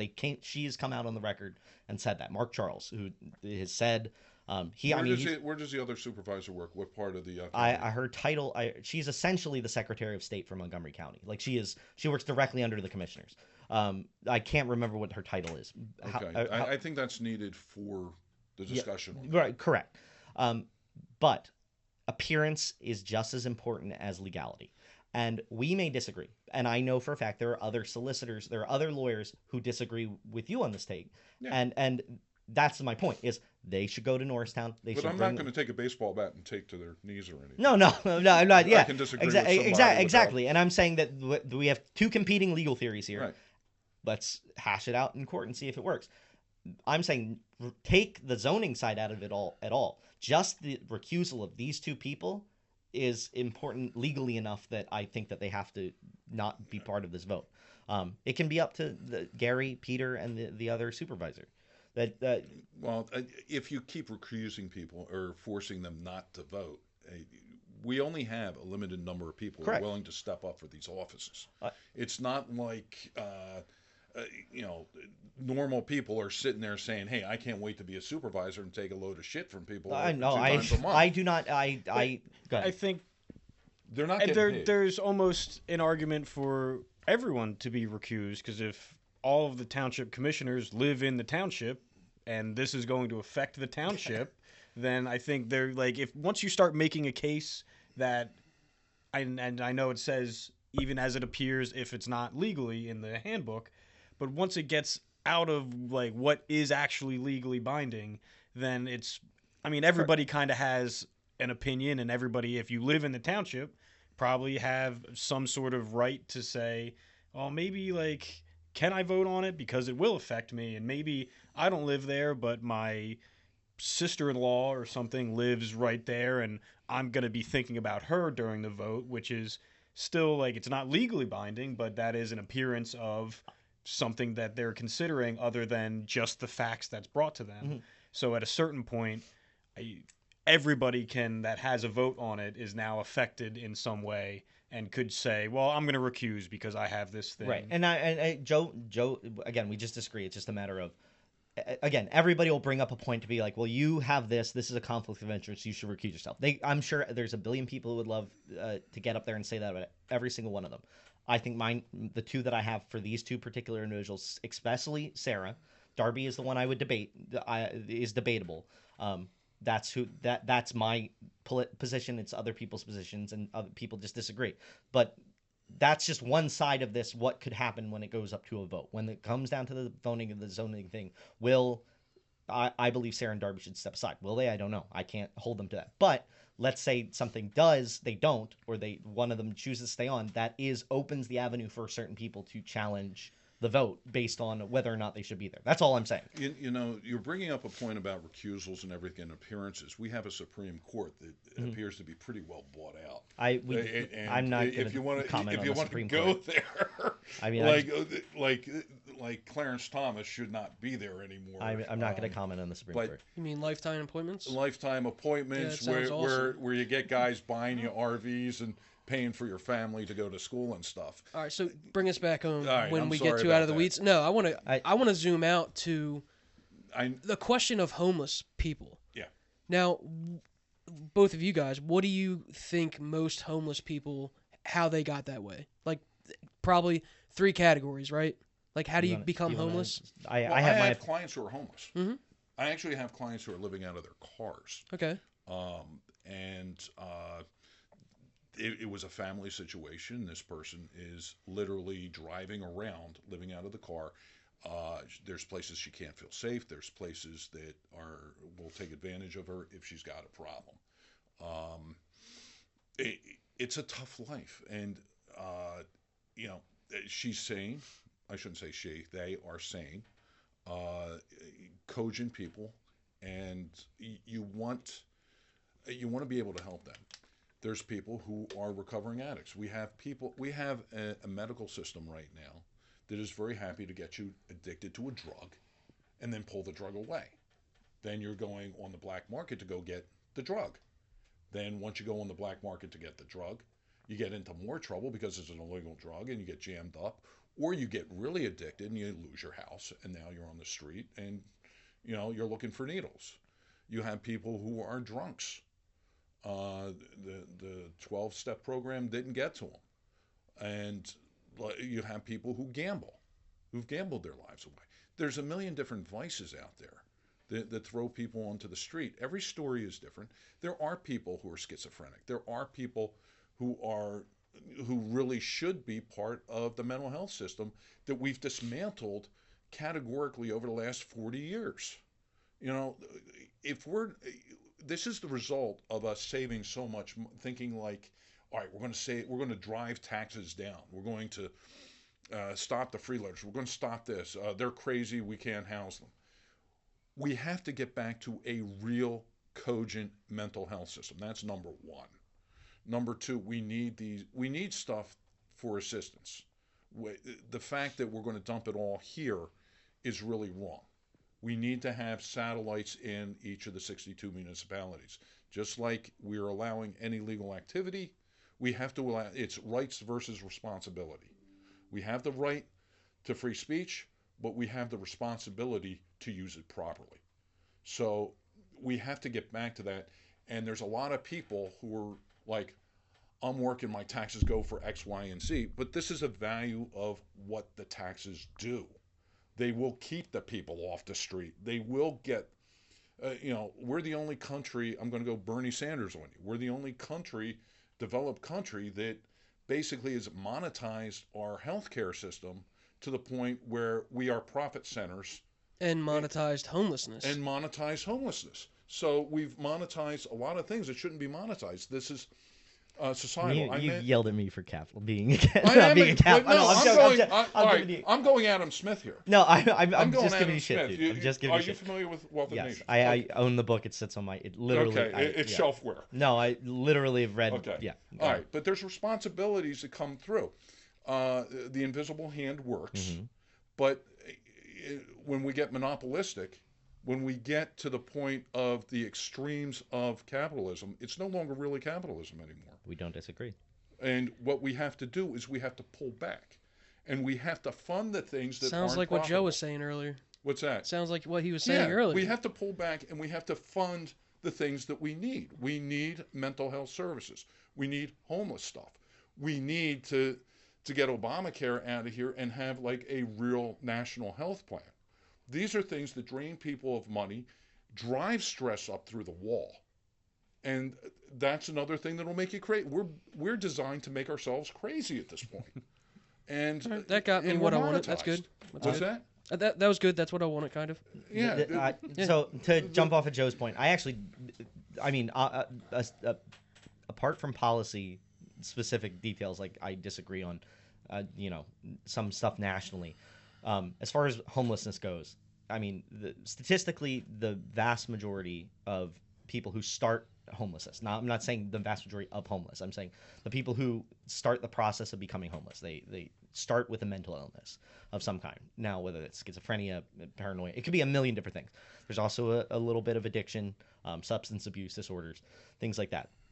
There is also there's two sides of this. There's people who are down on their luck. They had a home, they lost that home, they don't know where to go. They start homelessness. Is crashing on somebody's couch. Doesn't necessarily have a bed to sleep in, but they can live at somebody's house for a period of time, and then that person leaves and they can't go anywhere. There's different types of homelessness, and there's different ways people are homeless. And then there are people who they have more of a what's the guy who went up to Canada, wrote the book Into the Wild? What I can't remember his name. Who I know you're talking about. Yeah, Alexander Supertramp. I forget his real name. But they what he called want. himself. There's a level of freedom that certain people aspire to, and to them, being tied down to a location, being tied down to connections to a different community, and anything is too much, and they genuinely like to be out in the world, whether it's on the street or traveling or anything like that. I have friends who are very much like that. One of my good friends lives out of his car, and that's his choice. He chooses this lifestyle. He lives out of his car. He's paid off all his student loans. That's him. He is a different person than somebody who is struggling with schizophrenia or struggling with alcohol, struggling with heroin, struggling with opioids. Those are different types of homelessness. Now, the question is whether or not, to what extent how we support people. Now, I brought up the fact that my church is very active in trying to do stuff, and I sorry, Reverend Miguel, I wish I got to church more, and I'd be there to help. But the fact is, you have private institutions like churches, like community groups, that do good deeds, and sometimes the state, the government, gets involved in one way or another, whether it's to fund a homeless shelter, to go to RHD and say, hey, can you solve this problem? That is one thing. There's other times where the government itself makes their own program, this is the Montgomery County Homeless Facility, this is how we're going to deal with it. There's many different ways. And we can debate and argue over how much money we should be giving for this, how much money we should be giving for that. Do they, what are the standards we should have for somebody to be in one of these programs and things like that. And that's oversight. And I'm all about oversight. And like I keep coming back to the statement that Joe said earlier. There's multiple municipalities within this county who have to step up, and it cannot just be Lower Providence. And so when it comes to what is homelessness to me, it's a collective ill. It's it's part of the human condition. There will always be homeless people. There will always be people who are struggling with these things, who are on the street, and we have to come with a solution. Now, do we narrow that down to just Lower Providence comes up with that solution for everybody? Like I said, we should not be the be all to end Correct. all for homeless shelters. Yeah, exactly. And I brought this up earlier so according to the census that we did in the last time we've had it, there were 300 homeless. So let's say we take out a third that do not qualify for this shelter. We're down to 200 that we have. If they're only there 60 to 90 days, that means we can get through all of those people within 1 year. So my question is, what happens if I'm in Bucks County, I'm in Philadelphia, I'm in Berks, I'm in Chester, and I know, hey, there's this great program in Lower Providence that's going to, help me out. That's where you start to see migration towards this place that is coming in, and it's a long-term effect. We're not going to see this over years and years and years and years. We're going to see it like instantly. I think we're going to see stuff. We're going to see stuff instantly, and then we're going to see stuff like was brought up at the meeting, where you had somebody's like, hey, I live at Eagle Stream. A homeless person was asleep in our stairwell. They just wandered into our stairwell. We've had people bang on our back doors. These are people who also have legitimate fears and things that we have to discuss. And right now, we don't have that information. We do not have that information. And going into this May 2nd vote, it is vital that we demand that information, not only from the township, but from the county. And we ask the county to step up. And we hold RHD and the county and other people accountable. So that's both those answers were way better than what I was going to say.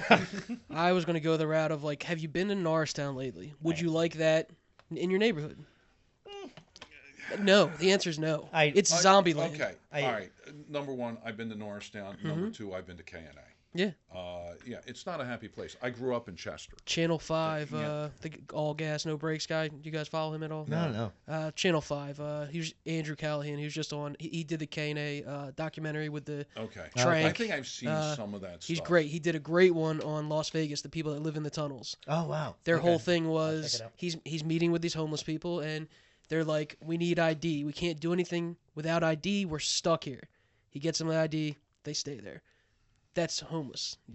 A part of it. That's part of it. It's not great documentary. It's not all of it for sure. Your guys's was way better than that. Well, look, I want to shoot back to. We've been doing. Look, Joe and I, we haven't met in person before, but we're aware of each other, and we've been both involved. I've been involved for decades here. I'm not as old. And you're my son's age. So I know exactly. And it is hard to when I've seen both of you on the Facebook. Oh, it's so hard to get context and have people understand sarcasm. And the weeds. You just get into. You're having a conversation with somebody, and it's just somebody they're going to bring in immigrants. That older guy at the meeting, that was awesome. But besides that, that's the weeds, dude. Like, we're talking about what you're talking about. You keep bringing it back to the laws and the book and all that stuff. I want to keep, for me, and I'm going to defend Joe here, I understand when tensions are high. People can say and act in ways that is unbecoming of their actual position. Yeah. And I don't want, the reason I took opposition to what you said earlier about you as the opposition, I'm like, Joe, it's just me in this room. I'm saying that you're going to have people who are passionate on either side of anything, and it's going to throw the conversation for loops if we worry so much about how we're having the conversation every single time to the point where we never get anything done. Yeah. So go ahead. Temperature has to come down. Yes, and that's the most important thing. That's what this people is. Feel like they're heard. At the end of the day, we have to talk to each other and not at each other. Sure. And I think our society, the internet, and everything else is monetized for us to scream at one another. Yeah. That's a societal something that I think of, that 90% of the people you talk to aren't actually listening. They're waiting for their turn to talk. Exactly. No, but that's what it is. I think it's just a lot of people are like, well, I already have the thing I want to say, and so it doesn't matter what you say next. I have my next statement prepared. Where that's disingenuous to a conversation where you're not really listening and taking any information in. Right. So you wanted to jump. Just into the shout out to I like that older lady Esky. Maybe you don't like her. I thought she's had some valid points She does besides have the some valid coming points. up She and then does. letting her take her minutes and everything. Like it's all fair is all fair. Like you got to come up and do your I've 3 known minutes. Kathy for 30 but years. She like valid points. Like why wasn't his zoning thing? Like all these questions. And then Mr. Permetti. Does that sound right? I'm Another older fella. I guess he was on the board before, or he was whatever. I think he was like the first guy to speak. He had some valid points about the process and. Well, I encourage everybody who hasn't followed this issue at all, before you even finish this conversation. Watch the YouTube. Go back and watch this past meeting. Few There were- meetings. Yes, Your posting of the meeting from January was very good. Yes, so go watch January 18th is the original meeting. I have a section Where can I just find out. it at? I will post it on my Okay. political Facebook. Cool. It's Joe Rittenhouse Political Troll. So you can Okay. you can go follow that. Great shout out for myself. No, there's the original January 18th meeting, which if you want just to hear RHD's side of the proposal and hear some of the people, the initial back and forth, go see that. Then this past meeting, what the date was, I'm sorry, today's the 20th. 20th. So the 18th. 420. Relax. Oh, jeez. So go back and watch the meeting on the 18th. Again, it was a very good meeting. It went 4 to 5 hours. There were very productive conversations, and to Dr. Darby's credit, I think she'll regret doing it in the future, but allowing people to come back up and make statements more than once actually toned some of the rhetoric down, and it made people go, okay, I can be heard. I haven't something else. They feel like they've been heard. Will that happen when you have 200, 300, Yeah. 400 people who want? Obviously not. But go ahead. I think she's learning on the job. Yes. And credit to her for that. For her to change the tone last Thursday, allowing the people to come back up. A lot of what happens is if you're sitting in the meeting listening, you hear, and you have to process at that point. And bringing a point back up, it becomes verbal jazz to a certain degree. Correct. And that's part of what we need. We don't need a public meeting should be more discussion and less formal in some ways, as long as we can keep it under control. And comments about Robert's rules, while are good for when things get out of control. That's when you got to lock down on Robert's rules. Now, Robert's rules was developed after the Civil War when township meetings got way out of hand and everyone's screaming and it's just chaos. So this guy Roberts came up with, all right, we're going to table stuff, we're going to have motions, we're going to have counter, all that stuff. You can find yourself, I've been in meetings where they adhere to Robert's rules so much, it just became this arcane argument of whose motion went first and who's tabling and all seconds and everything else. And it just became absurd. But the idea of Robert's rules is there has to be a flow of conversation. There has to be some lockdown on it, because you can't have people coming up, saying the same shit every time. Yeah. You come up with something Balance. new. There's got to be a balance. That's And what it's all about. I brought up the Robert's Rules things more in a aside to Darby. Full disclosure, we do not have a happy relationship, I guess. So I'm not a fan. She's not a fan of me. Vice versa. However, I wanted to say I brought up the Robert's Rules in that specifically because I wanted to make sure that when it comes to motioning. As the chair, Darby as the chair, she should be asking for motions. So she should be going, is there anybody here who wants to, do I hear a motion? But the way she's been doing it recently is she makes the motion herself. And you're not supposed to do that. I'm not, that's me. This is just me being a geek for the local political scene. We need, Right? There has to be people flow. that are like that. Yes, no, we're in agreement. There's a reason why Robert's Rules is there, and it's kind of like you don't have to bring every rule out for every minute. If you got the flow going, let the flow go. You're going to get more information out. You're going to pull more stuff in because it is synergy. Everything is symbiotic. Everything is is greater when put together than the individual parts, and that's what we have to get to. Yeah, and I mean, the perfect example of people listening in that meeting that I wanted to apply is Supervisor Knights brought up property values, and he brought up the fact that, hey, since property value, his statement was since the 1970s, property values have gone up, and anybody who knows anything about just the tiniest bit of economics goes the 1970s versus 2024 is a very line does go in one direction generally. Right. And so the statement, but to have someone like Brian Earnshaw or the younger gentleman who came after me, I believe his name was Kevin, I can't remember, who was just like, hey, I just looked right now, and this, you said it was $200,000 in improvement. In reality, it should be 380. Like that's a, hey, the government made a claim. The person fact checked it in real time, and it was good synergy because it goes, okay, yeah, property. Now that we know property values are actually lower than they were than they could be at the time frame of the 1970s. Now that they're next to Eagleville Hospital, once we know that they've gone down statistically, we have to say, what does this do to property values? And it's something to consider.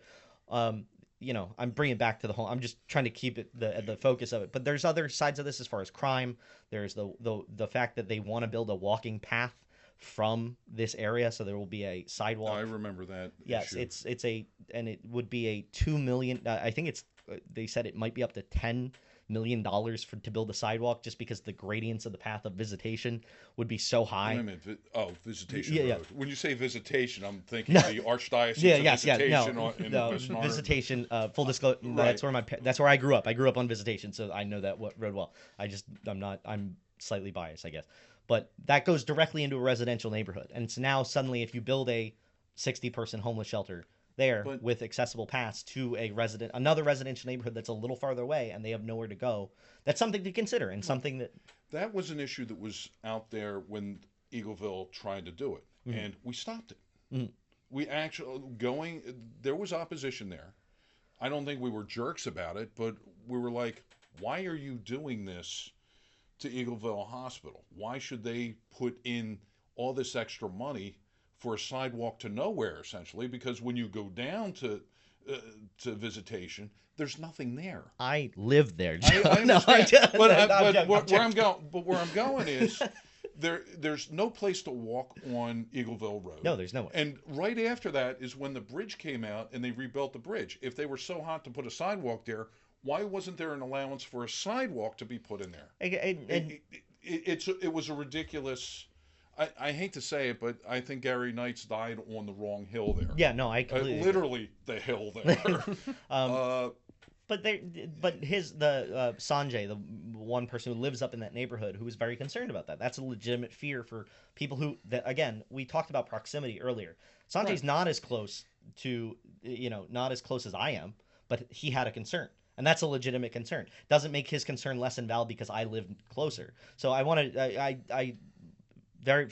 extending an olive branch to earlier. Yeah. I'm not saying just because you don't live next to it, saying, it's dismissive. I'm saying proximity does matter to an extent, and the value, like my investment on a personal level, might be more so than somebody who lives 2 miles that way versus 2 miles that way. That's all I'm trying to say. Now, one of the things you said, this is going back to you holding on to something like listening and then waiting for your chance. One of the things that just keyed my mind when you were just saying that was you conflated Gary Knights to the government. The government said. The people who run for office, they have jobs. The people who are supervisors, this is like extra time they're taking out. And I think that there's been a sub-narrative here that they're on the take or corrupt or something like that. And I don't think that's fair to do to them. Because, they're giving up of time. All right, they might get, back when I was more involved, I think it was like $1,500 stipend for the year to go take a ration of crap from your neighbors. And when I first went up on this issue, I basically said that they're, if that's what it is, they're still underpaid. Because, these are our neighbors. You can't expect them to be the oracles of Delphi when you've got the issue with the trees that came down during the meeting. Did you watch the meeting where this past Thursday's meeting? No, I did not. Okay. It was like a blocked by. It wasn't on YouTube. There was It a wasn't on YouTube. There was Yeah. an issue where there's a development going in on Audubon Road. And as prep for that, a large stand of trees were taken down. And it now exposes the neighbors there to the flashing lights of 422 And the sounds. and the noise of 422. And the township had agreed to the initial developments of this. It's going to bring a bunch of jobs in here. It's a legitimate development, but the execution of the development has gone off the rails. When the developer took out these trees, now the quality of life for the people there are off. Normally, there's a bond posted someplace. Now, I was evidently corrected by our solicitor that we're too early in the process to have a bond. But the supervisors entered into an agreement with the developers to develop this land properly. Now we have a situation where it's going off the rails. So who's responsible for the deterioration of the quality of life for these people for the next 2 years? Just saying, hey, tough crap, you got to deal with this for 2 years, really isn't a good model. I think what has to happen is, that the words, let's look into it, let's get a solution to it, they didn't come for a while. And there were people in the audience who were saying, well, if you didn't know that, you should be fired, leave your job. These are people, honestly, I think that every supervisor on that board was blindsided by the issue. And the crowd was not letting up on them. It doesn't facilitate good solutions to not give somebody a chance to correct the problem. If they're just notified there, you can't retroactively go in there. We need to allow space for our supervisors, our elected officials, to do something. If we're going to demand all of this stuff from them and be nasty to them, no one of value is going to run. So They're going to step back and they're going to say, the hell with this. no, I don't disagree on that last aspect. I disagree. So going back to the very beginning, when I said Gary, the government, I fundamentally agree with that, or disagree. He is the government. Once you are elected, you have a duty and a responsibility as an elected official. That also entails you have certain responsibilities and duties. And if I'm a taxpayer, I'm a voter, I view the person holding that position as the government, because they are the elected representative of me. They have the authority that I don't have. If it were up to, I'm sure if you put the homeless shelter to a vote, but only put it to the people around it, there's different ways we could do it direct democracy style, but that's not the system we have. We have 5 representatives. And we've elected. Occupy didn't work. Yeah, but I'm just saying that there's it's because the government infiltrated. Right. another day with more drinking. All right, but go ahead. But I just wanted to do final thoughts on you two, and then Kat, final thought from you. Oh, okay. Do you want to go first? Or? No, this has been a really good conversation. I think it turned out really well. I agree. texted you at the beginning of this. It's either going to be a nice ride or it's going to be a train crash. Yep. And I it's like not been a train crash. It was good. And I think it's been a fun It was very good conversation. Yeah, and so first and foremost, I want to thank both of you guys for setting this up. I think that most importantly, this getting information to the public.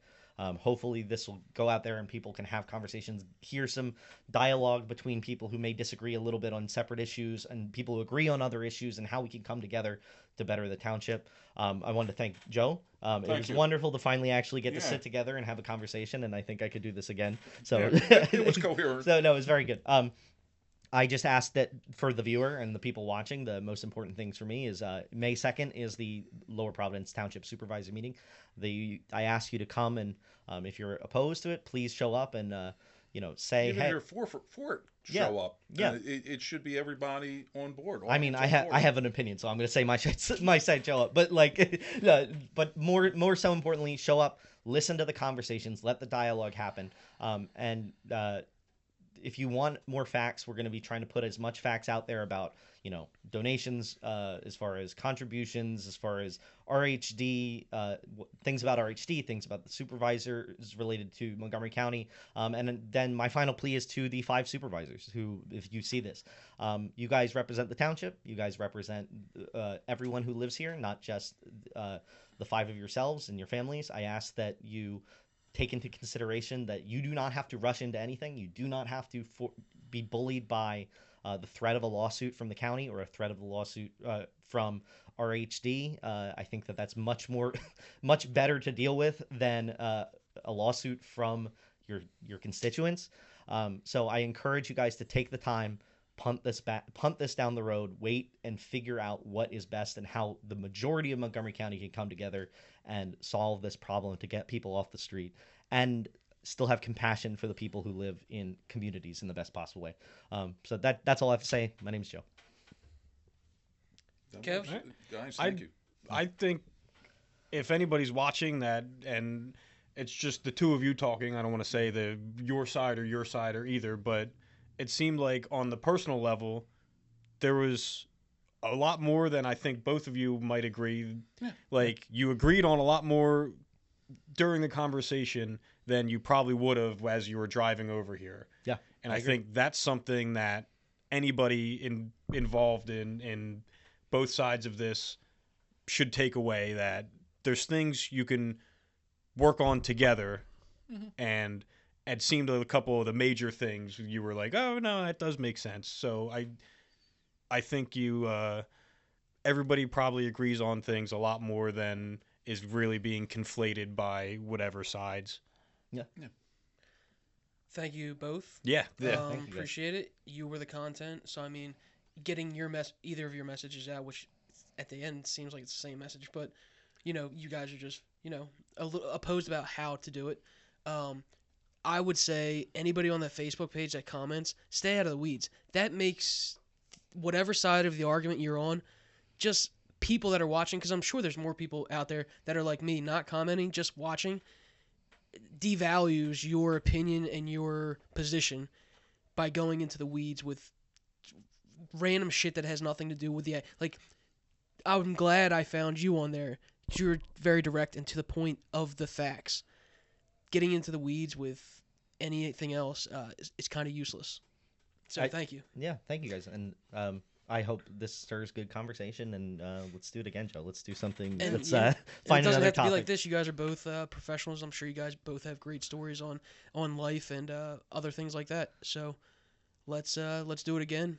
Sounds good. Yeah. All right, thank you. You know where to find me. Yeah. And this has been another episode of the Express Lane Podcast with Kevin Stan. Thank you. Awesome.